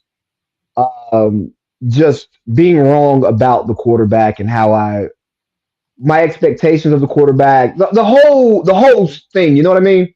We all, well, I think that maybe we all didn't, but I think that a majority of anyone that's a fan of the team and knew who we drafted and what we thought we had, we overassessed the quarterback position from the standpoint of and it's crazy because, the talk coming into the season was Kirk Cousins, right? Like, are we going to trade him? Like, there was like a lot of like dialogue about him and, well, why are they keeping him? And then it's like, well, because if Penix gets hurt, which is literally what we were all saying, if Penix gets hurt, then at least we have Kirk Cousins. And in our case, it didn't work out. It just didn't work out the way we wanted it to. You lose a lot of close games, but then on top of that, you got off to such a bad start. And it was the opposite of the season before. We got off to a very good start. Hey, we're just quick one-liners on the Falcons because we've broken that. We've killed the Falcons on. We're going to spend as much time as we can on them. Now, I'm going to end this, but I'm saying, all in all, it didn't work, and that's why everybody lost their jobs. And we're looking forward to this season with Coach Fan. Yeah, the Madden coach. So we're gonna start with the AFC East. Oh yeah, I definitely got the wrong one up. That's great. Let's start with the AFC East. So we both picked the Bills to win the division because that seemed to be the common sense thing to do. It was chalk. Nobody knew what the Patriots were going to be. I knew the Dolphins were going to have culture problems, and the Jets started Justin Fields to start the season. So yeah, exactly. Hey, real quick, since we're here, do you think Aaron Glenn is just catching way too much flack for a season one when his quarterback room was Justin Fields and Tyrod Taylor, and at the beginning of the season, he's pretty much like, "Hey, this is going to take a while because we have to get our culture and we have to get our guys bought in and the guys here who do what we need them to do." That tells me, hey, we're not going to be good this year. Give us some time to build this whole thing out because I can't, I'm not Coach Prime. I just can't show up with my Louis luggage on day one and they're on the team, I think that Aaron Glenn at the end of the day was somebody that took a job that nobody wanted. And it's not that he couldn't have waited like how Ben Johnson did the year before. He couldn't. He couldn't. He's a black defensive coordinator. He had to strike while the iron was hot. Yeah, because look at the jobs that were open this year. Would he have gotten any of these? No. Maybe maybe the Titans, possibly. But Bob Saleh, and certainly not if the Lions finished the way they did. Well, Bob Saleh looks better to the people around football than Aaron Glenn. And the way that Aaron Glenn was covered, for one, overcovered, because who gives a fuck about the Jets besides the suits at the four-letter? The New York media. He was discussed in a way that just – they talk about Raheem Morris disappointing as a head coach. You know what I mean? Let's not talk about the first-time head coach who goes to one of the most dysfunctional franchises in sports and does not have a starting quarterback on his roster and say, "Hey, man, should we fire Aaron Glenn this year?" Yeah. All right, man. But anyways, the Patriots won the division. Shocking, but not shocking. It was shocking they won it. I'm not shocked they went to the playoffs. But I am shocked that they went to the Super Bowl and that they won the division. It's yes. Like at the beginning of the year, though, if somebody said, "Hey, Drake May takes a step, the Bills take a slight step back, and the Patriots have a good schedule and a good defense, they'll win the division." It doesn't sound crazy. No. And like you had them as a playoff team. I think I had them close to the playoff. I think I had them like feisty, a competitive team, but not necessarily in the playoffs. But yeah, they made it to the Super Bowl. Hey, Drake May beat Josh Allen to the dance. So even just based on this prediction map we got here, I thought that they would be better than the Dolphins and the Jets, obviously, right? But like, I think Mike Vrabel again was kind of what makes you feel that way. It's just that he's a culture shifter. He's a patriot himself. So like I feel like there's got to be a little bit more pride in it because of just where it is. Like it's just even better for him. But like Nobody saw Drake May being as great as he was, and good for them. They shit the bed in the Super Bowl, but they Hey, exceeded all expectations. I think for how they do MVP, I definitely think the league got MVP right this year.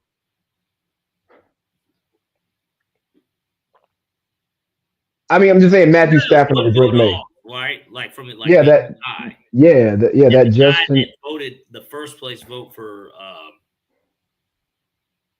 well, he Yeah, your didn't boy. vote for either of them. He had Yeah, he May voted. second, but he He voted voted for Herbert. yeah, and he explained it or whatever on Twitter, and it was like It made sense. he's like, well, he had I no line, just like it's like I I appreciate it because he didn't go with groupthink. well, he didn't Tony Dungy his way out of like getting Belichick out of Napoleon. These people that like have an issue with the greatest, like he didn't do it that way. He didn't like avoid conversation, Um, knowing that everybody knows, man, you're a voter. What did you do? Like, hey dog, I was listening to some Levitard yesterday, yeah, and it made me wish we had an Atlanta guy with a national voice like that. Because I'm listening to it should be us. Miami. It would be great because It should I'm be, listening yeah, it will, but it should be us. because I'm listening to him get into all this deep Miami stuff. Dude, we got to make friends with a reporter. That's what we really need to do. We need a reporter. We need to go to camp this year, and we need to find a fucking We can reporter. do that. We absolutely should do that. We need to get cool with a reporter who. You know what I mean? We just need like because if we can get with a reporter who can give us the information that we don't have to go look for sometimes. Like, dude doesn't have to be on the show. Nobody has to know him. Like, I don't want people to know that No, we we know just him. want inside information. We just want to cover it journalistically, and Yes, and we have day jobs, so we don't always have time to plan out a full show, do what we do in our personal time, and then also be deep in the weeds on the Falcons, where it is hard to find good, credible, entertaining talk about it. But anyways, Levitar and them were talking about the Dolphins, and I'm like, man, you know, fans are so fucking delusional. Because yes, it was time to clean house in Miami. But the way that they talk about the McDaniels and the Tua situation, they're just like, and 26 years later, we're still where we were since Marino left. I'm like, dog, at least Mike McDaniels got you to the playoffs twice. You know, he gave you hope. He exactly. Tua looked Tua earned his contract. I mean, No, on they the really didn't. I mean, his injuries would have stopped me from wanting to pay him. But what he put on the field with Mike McDaniels when healthy, he was a Somebody $45 should million really dollar give quarterback. him another chance. If you gave Sam Darnold another chance, him and Kyler Oh, Murray both will get another chance. But and what it Tua is deserves another nobody's chance. crazy. Like they're waiting on them to get cut because both of them are going to get signed and will start somewhere next year. But they're going to have And to. they should. Nobody is trading for their salary. I Nobody. mean, let's be real. As far as what we've seen on the field, Tua and Kyler Murray have definitely put more together than what Baker did. I mean, excuse me, what Sam Darnold did. And Baker. Hold on. They did more than Geno did, and Geno got multiple chances. The And only thing Baker and did Baker was win a playoff game. Outside of that, statistically, they both done better than him. exactly. So if Baker got multiple chances, Sam got multiple chances. Let me throw in a black guy. Geno got multiple chances. Like these But Gino guys. kind of is similar to Darnold in terms of like he backed up in like the Chargers, he backed up the Giants, he backed up a few fucking places. Wasn't he like the first black quarterback to start for the Giants and broke Eli's streak? Yeah, exactly right. And it's weird. He's more known. You think he's more known for that than he is being a Jets bust, or I think he's because now in he's New not York. a bust, but he's because he was a second round pick anyway. It's not like Gino was like a He, top but he was second quarterback taken, so it was a weak quarterback class. and he's still the best quarterback in that class.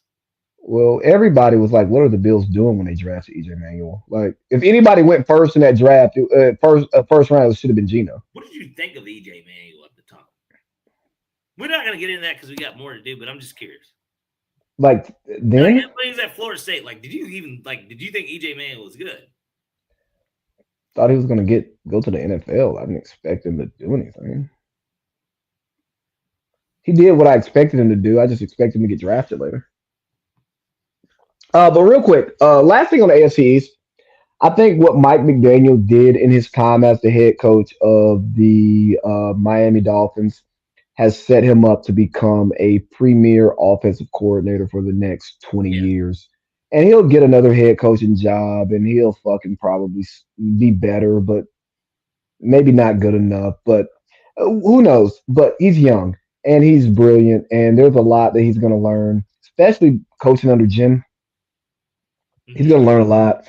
And he's going to be a guy to watch in the NFL. And I'm not saying as a head coach. I'm just saying whatever team he's at, he's going to be somebody to pay attention to. And he You should want to be. get to the AFC South now? I don't see why not. We were wrong. Yeah, exactly. We were wrong. We both had the Texans winning.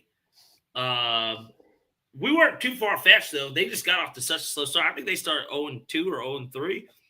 So Yeah, but they still made the playoffs. They still made the playoffs, and they made it to the second round. They made it past the division winner, which was Jacksonville. So, from our estimation, we were kind of right.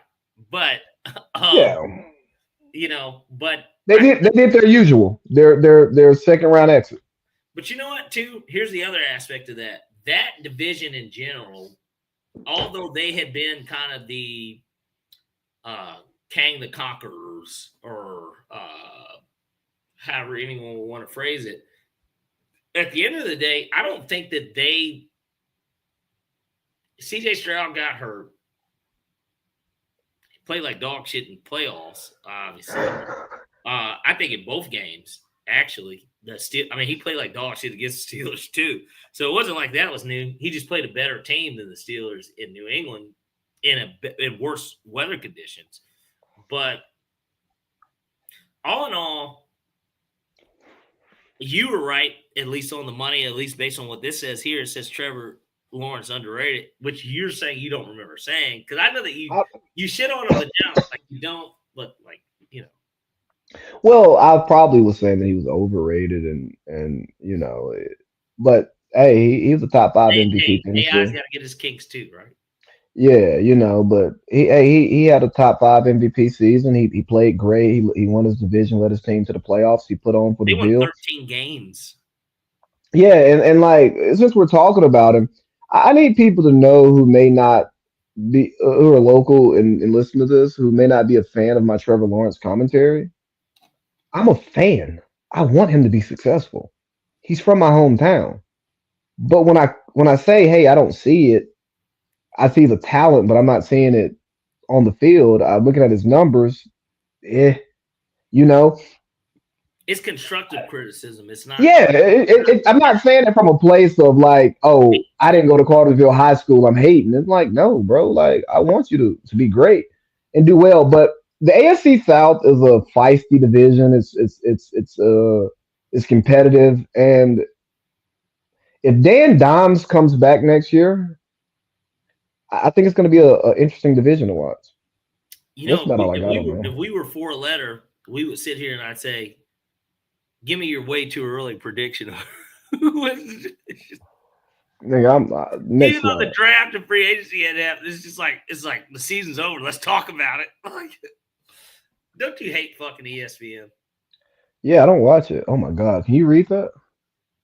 No, I can't. I can pull it on my phone though. Yeah, pull up on your phone. But I know that we're in the NFC North next, and we both picked the Packers. No, but that shouldn't be it. Hold on. I am pretty sure we both picked the Packers though, because I was pretty convinced. And if I remember correctly, I think maybe that was the week Micah Parsons got traded. But like going into it, I already kind of had liked the Packers. there was something about the idea of like that team. We all expected a Detroit drop off because they weren't going to win 15 games again, but we were also like, or are they going to win 12 or 13 again? They went 12-5 and then 15-2. The idea is that most of the time, unless you're an elite team that wins Super Bowls, you don't the Falcons have never had, not that fuck the Falcons, a lot of teams, even the Patriots, like any team doesn't normally go from 13-15 to 13 again. You got to be pretty, I don't know, you got to be really good. In Detroit's case, they had a lot of injuries, but like with Green Bay specifically, Micah getting hurt, I think definitely hurt them. They should have and could have beat the Bears. They didn't. Bears end up winning the division. Like, who would have, I don't think any of us were like, oh, the Bears are going to win this division. Like, we didn't expect Caleb Williams to we knew he would get better, but Ben Johnson did mean a lot to that, and he meant a lot to Detroit too, which is the other thing I think that we could take away from this. Green Bay, they're keeping LaFleur. It'll be very interesting what they end up doing, but we were both wrong on that. Yeah, but I mean, it is what it is. And the Vikings are talking about 9. We can talk about 9, but the reality is, I don't want to talk about it. I said the Vikings are definitely going to finish last because actually this makes it a little bit deeper of a conversation. We can move on because I know we can't go deep. Well, we won't go deep. We're going to touch the cervix, but the point is,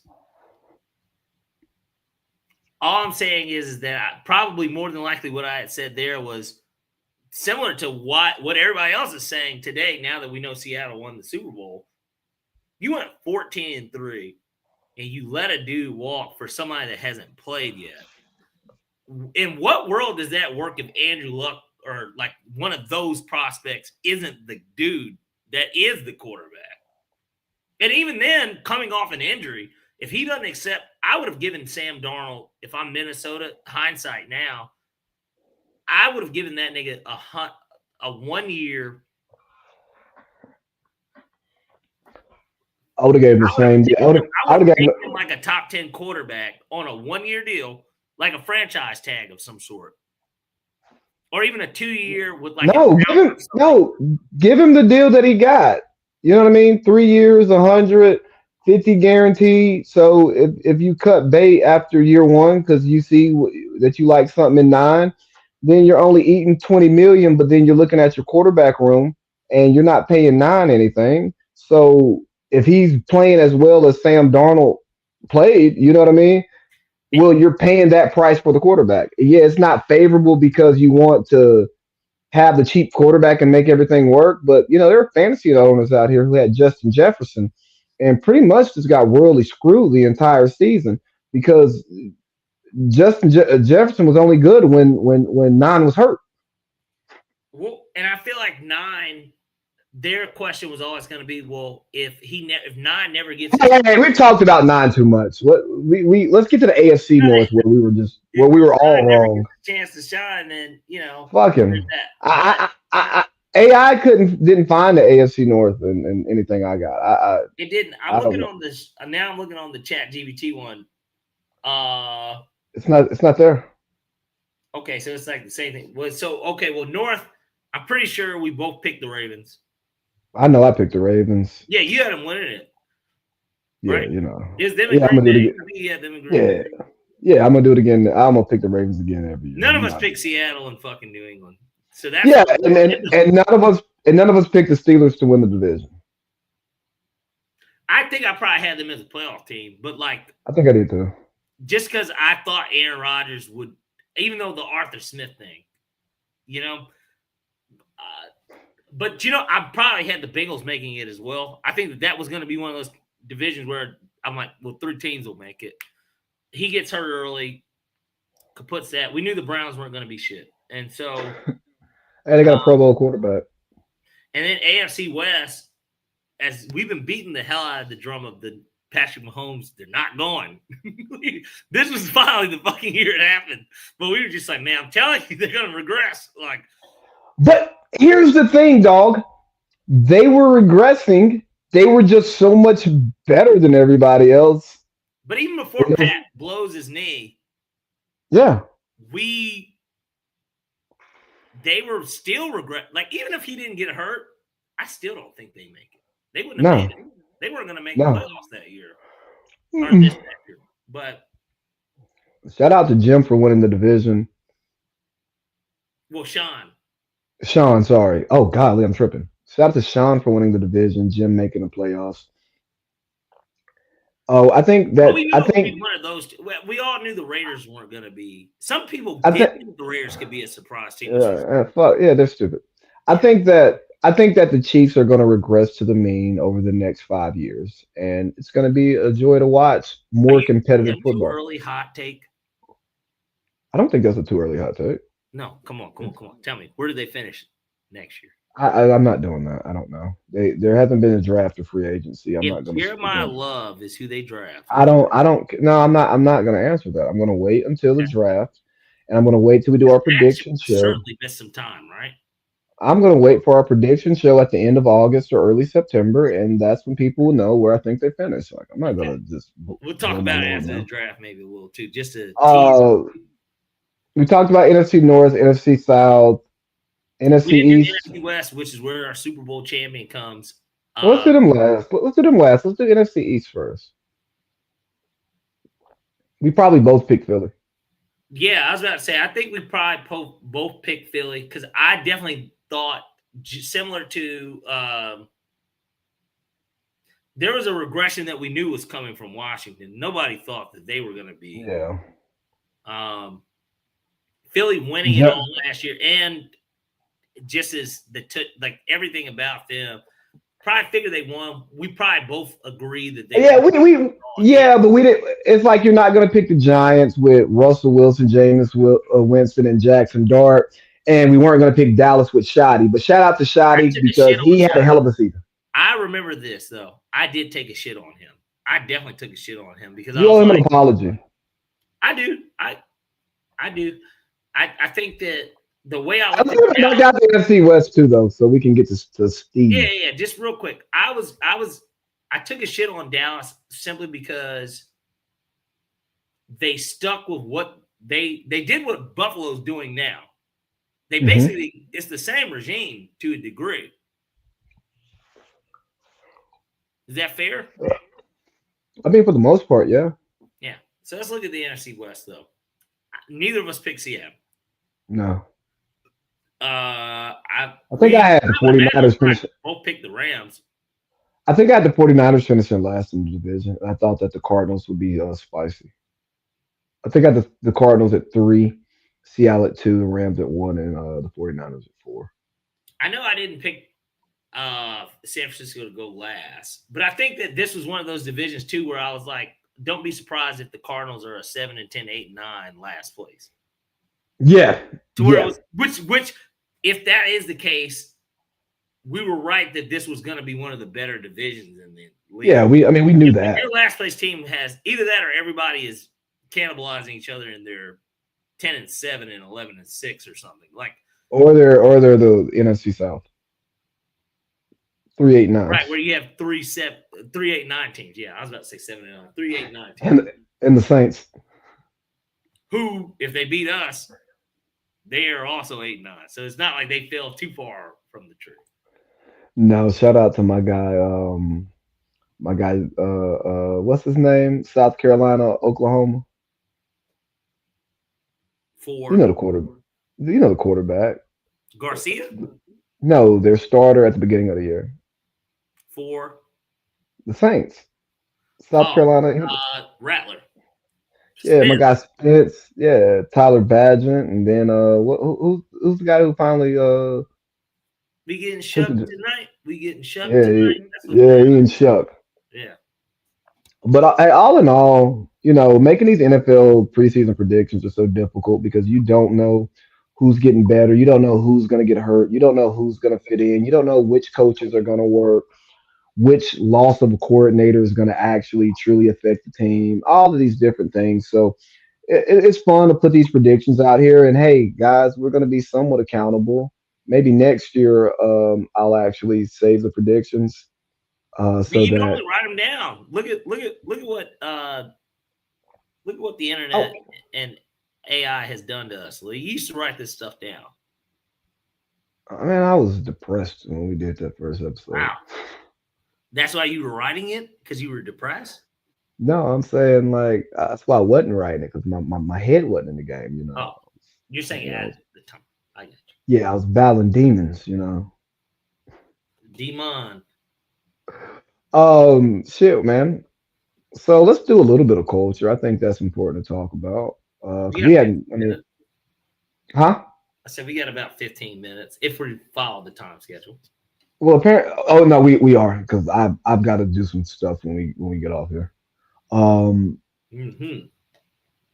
Now I got to go talk to my mom about some insurance stuff, and I got to call Lo because when we got done yesterday, I she was already asleep. So what do we got?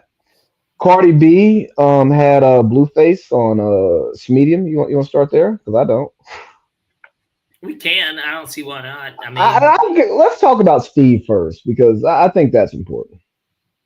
Did you watch the interview? cliffhanger to Cardi B. Let's just run through that quickly, as I'm sure he would like to do. Her butt looked really nice on that stage when she was She's throwing got a it on fat the floor. ass, Lee. She's got a fat ass. Look in a bowl of grits. She's got a fat ass. I'm not mad at that, brother. I know that. I guess the bust down. She's on the remix, so I'm assuming that's Yeah, why he was out there. yeah. She's got a fat ass. She's going through a breakup. Charleston White said it best. He says she's a cum bucket, but you didn't hear that from me saying that he said it best. I'm just saying what he said. But the point is, And nobody described her better than him. Is what you're saying? no, but he was just basing it off of the turn of events from the Super Bowl until that moment. Would you deposit it into that bucket? Yeah. But again, I brought this up. Anyone that's been a fan of the show and has listened, we did a BBL March Madness last year. I wonder if we'll have another one or something similar. I know it was like going around while we did it, but I'm pretty sure Cardi had won. I know she was in the finals. I just think she won. I forgot who she went against, though.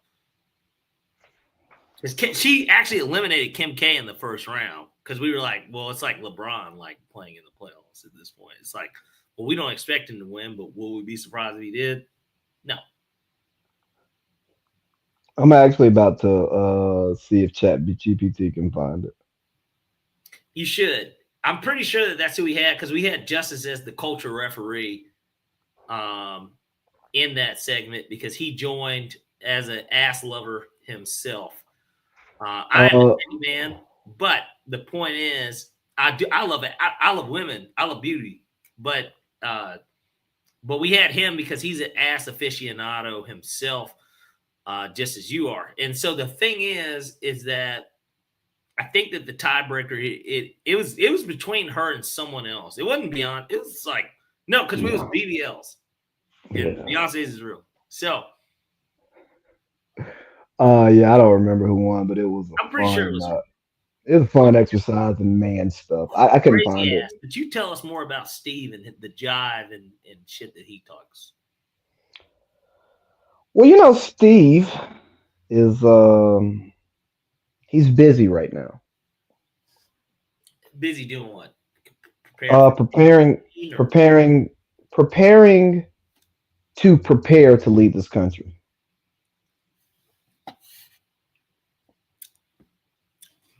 so he's a And team leaver.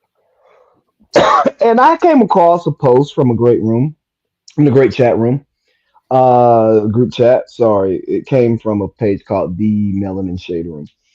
And this was posted on this page. This chick said, when Stephen A. Smith said he considered running for president, I laughed. But then I remembered I didn't take Donald Trump seriously when he ran.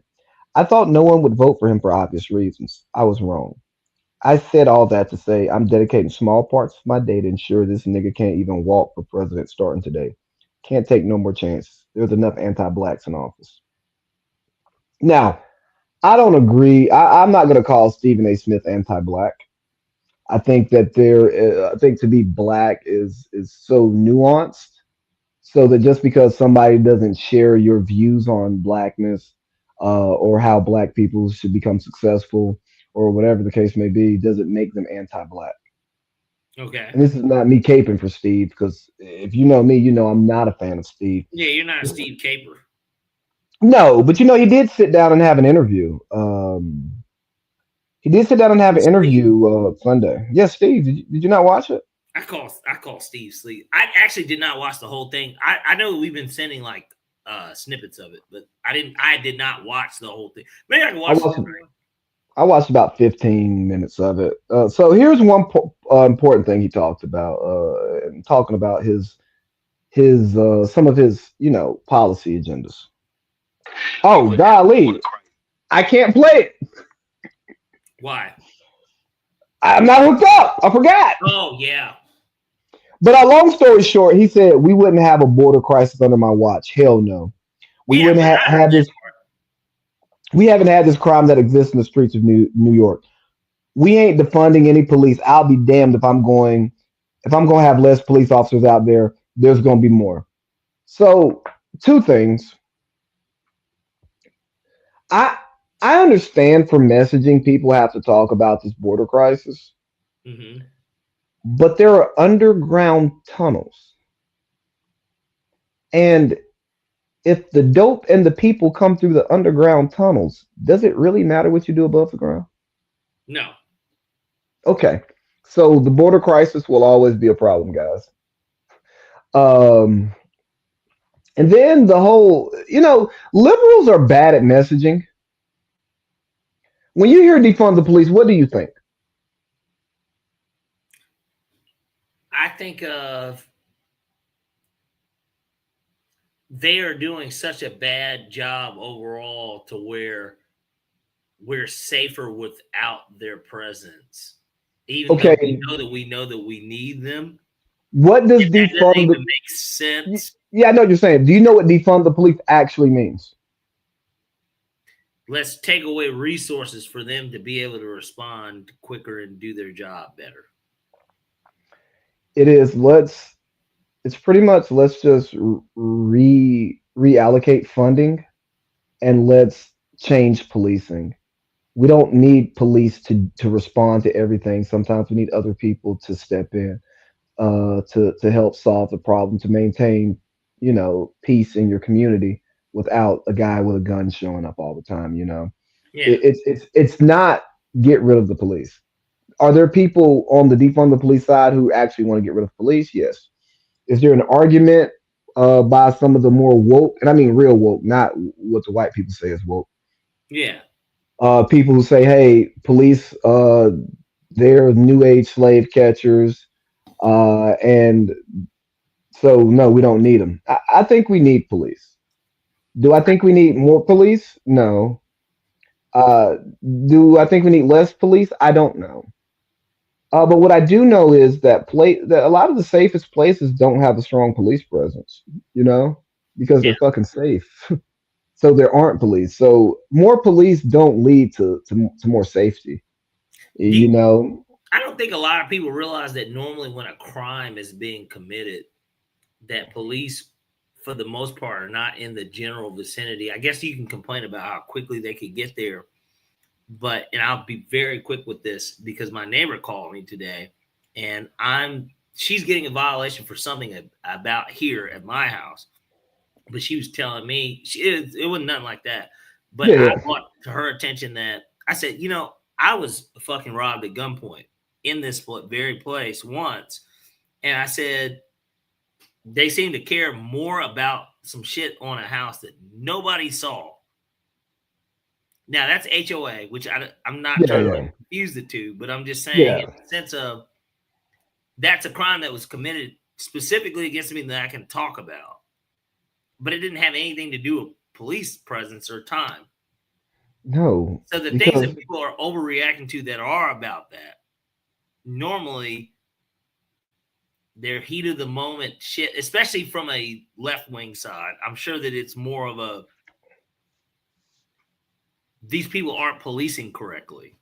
Yes, and that's really what it They is. don't So have when enough you're training to deal with these situations because I guess they don't happen very often. right, and there's ways to express that, like, hey, we're going to take a comprehensive examination of policing and policing practices in the United States. We're going to ask the states for input. We're going to work with different criminal justice scholars. We're going to work with people who have worked in You sound prisons. like someone from the right wing saying this. Well, no, we're going to work with all of these different people to come up with actual reform to make our You sound like streets someone safer. from the right wing saying this. But I actually mean it. I don't mean just more No, I police know. in the But I'm hood. saying from a left side, it's not. I don't I have know, any. I know.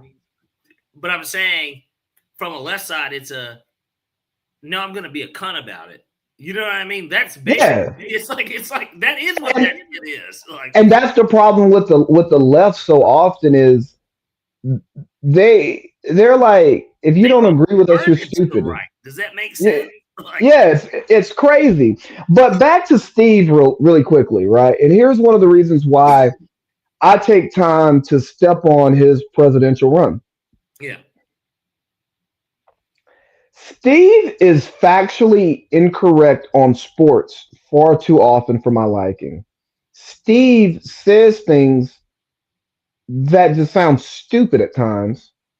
Steve is good at presenting an argument, but he's not good at actually making one. You know what I mean? yeah. Steve.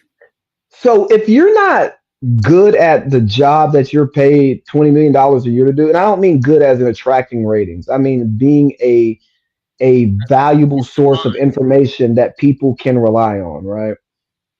What the hell makes me think that you are properly preparing yourself to lead this country when you haven't had public office? You haven't done anything in public office before. I don't know you to be a guy who's ran a business. You know what I mean? Like I said this about President Trump. He's an international businessman. He has experience dealing with government and policies and getting people He to touches them do. motherfuckers. Balls. Well, He yeah, no. well, it will files, but allegedly, but no, that's real. He has like real He's been experience doing this. and on both sides.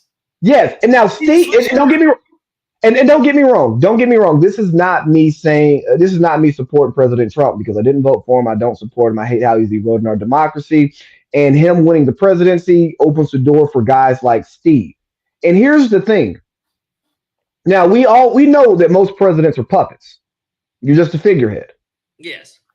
But when you start bringing somebody who's not a politician into this just because they're popular and people respond to them, we now know that our politics are being manipulated by people who don't want to be bound to the rules and laws of being in office. Correct.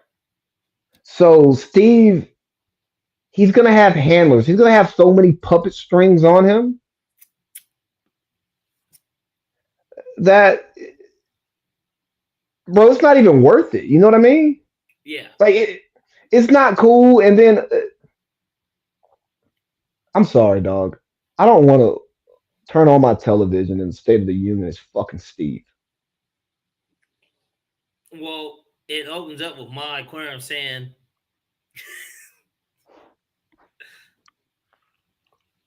"Welcome to the presidential debate." I'm my aquarium. And he's like, and today we've got Stephen A. Smith, because that is what it kind of turns into.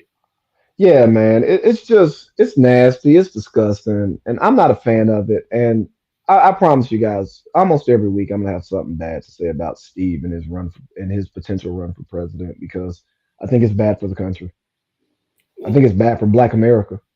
I think it's bad for Steve. Well, he's a nasty bitch.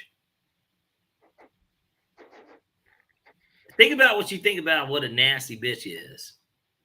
Some people it's guilty pleasure. Others they just they shake their heads. They SMH it. You know what I mean? Like, Yeah. nasty bitch. Hey, Parlay P, I think that's a great way to end it, man. It is.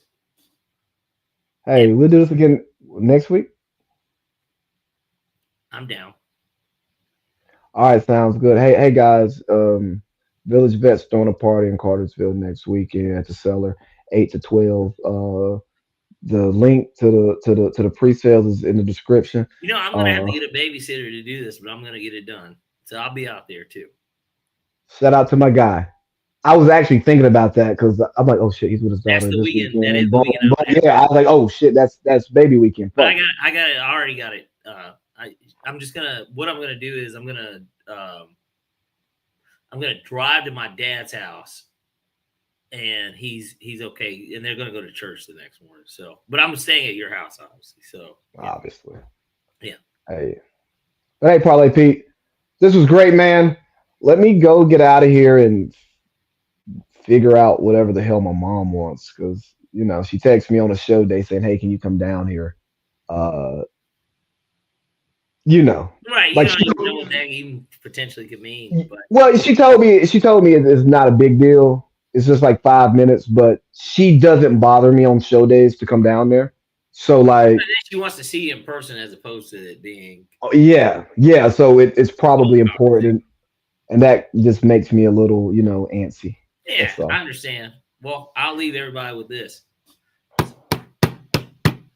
So long, farewell to you, my friend. This would be a great way to end the show. Anywho, I'm not going to do the rest of the song. I'll holler at you, brother. Hey guys, Steve A, 2028. Don't vote. Right.